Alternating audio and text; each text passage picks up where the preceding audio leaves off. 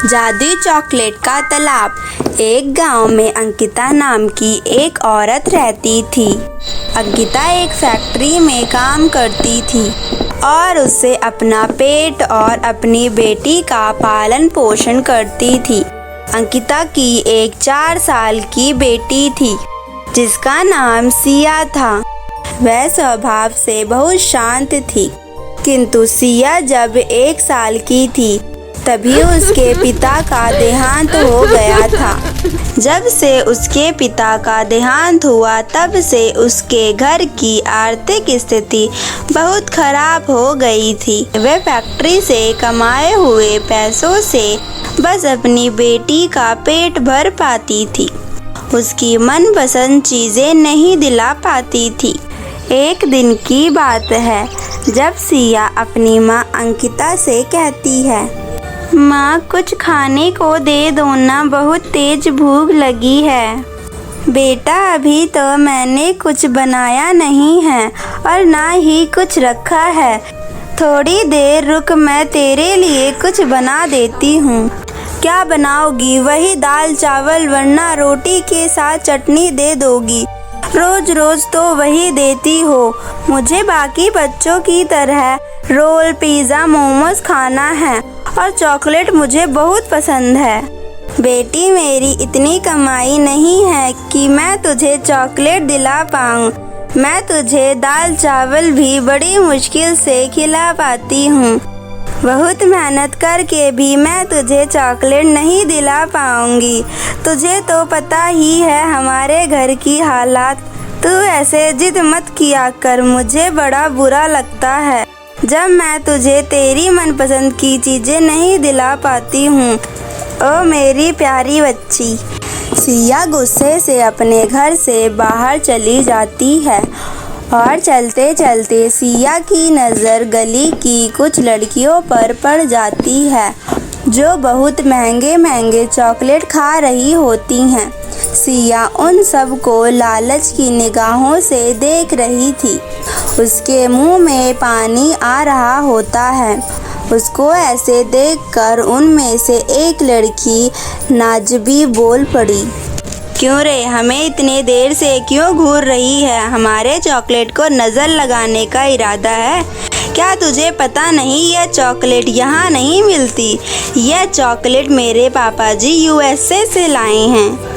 यह सुनकर सिया कहती है, नाजबी तुम तो मेरी दोस्त हो ना, बस थोड़ी सी खिला दो ना ये चॉकलेट मुझे भी, बस थोड़ी सी, हम गरीब हैं ना। मेरी माँ नहीं दिला पाती है चॉकलेट, मुझे तो बस थोड़ी सी खिला दो। तू मेरी कोई दोस्त नहीं है, याद है कल तूने मुझे एक जोर से धक्का दिया था।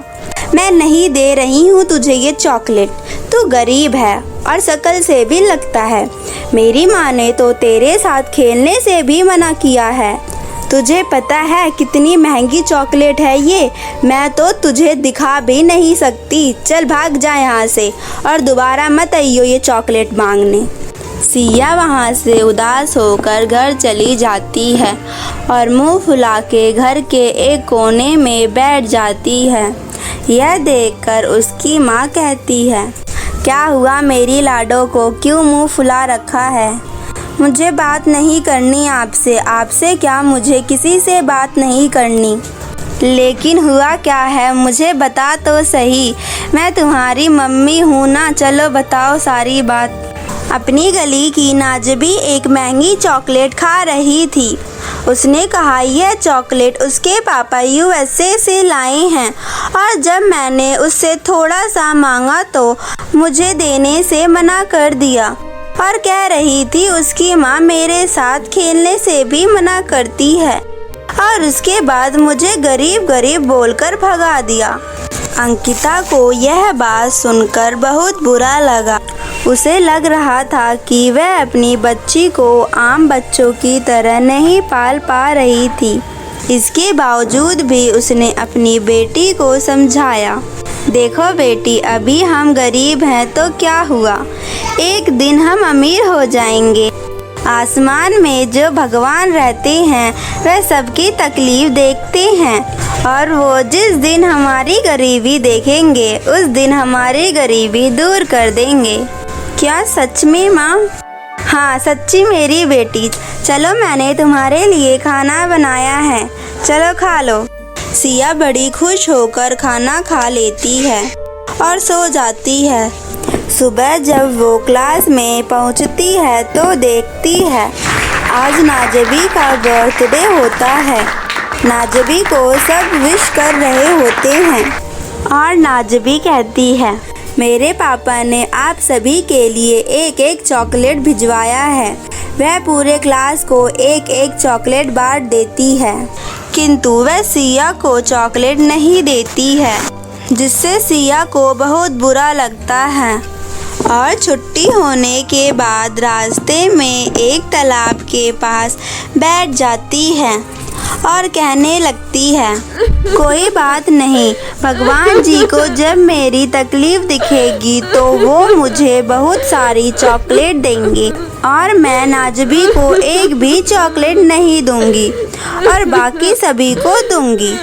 ऐसा कहकर वह अपने आंसू पोंछ लेती है और अपने घर की ओर जाने लगती है। रास्ते में सिया को एक चॉकलेट मिलता है, लेकिन वह यह चॉकलेट लेकर जब घर आती है तब उसे उसकी माँ बहुत डांटती है। अरे ये चॉकलेट कहाँ से लाई है? कहीं तू चुरा के तो नहीं लाई? मैंने तुझे चॉकलेट दिलाने से मना किया तो चुरा के लाएगी? सिया घबरा के चॉकलेट इधर उधर छुपाने लगती है।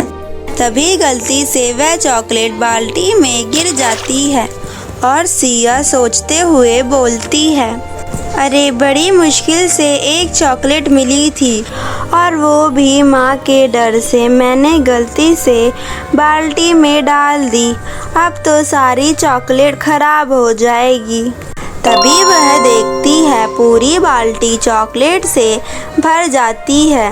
यह देख सिया कहती है अरे ये कैसा चमत्कार है, मैंने तो इतनी चॉकलेट डाली भी नहीं थी, ये बाल्टी कैसे भर गई? ऐसा करती हूँ इसको दूसरी बाल्टी में डाल देती हूँ, फिर इसे आराम से खाऊंगी। परंतु जब वो दूसरी बाल्टी में डालती है वो बाल्टी भी भर जाती है। इसी तरह वो जिस में डालती गई वो सभी चीजें चॉकलेट से भर गई। उसे समझ नहीं आ रहा था ये क्या हो रहा है। तभी उसकी माँ वहाँ आती है और सिया अपनी माँ को सारी बात बता देती है। तभी उस चॉकलेट में से आवाज़ आती है सिया मैं एक जादुई चॉकलेट हूँ, तुम मुझे जिसमें डालोगी मैं उसको चॉकलेट से भर दूंगा और मुझे जो भी खाएगा वो कभी बीमार नहीं पड़ेगा।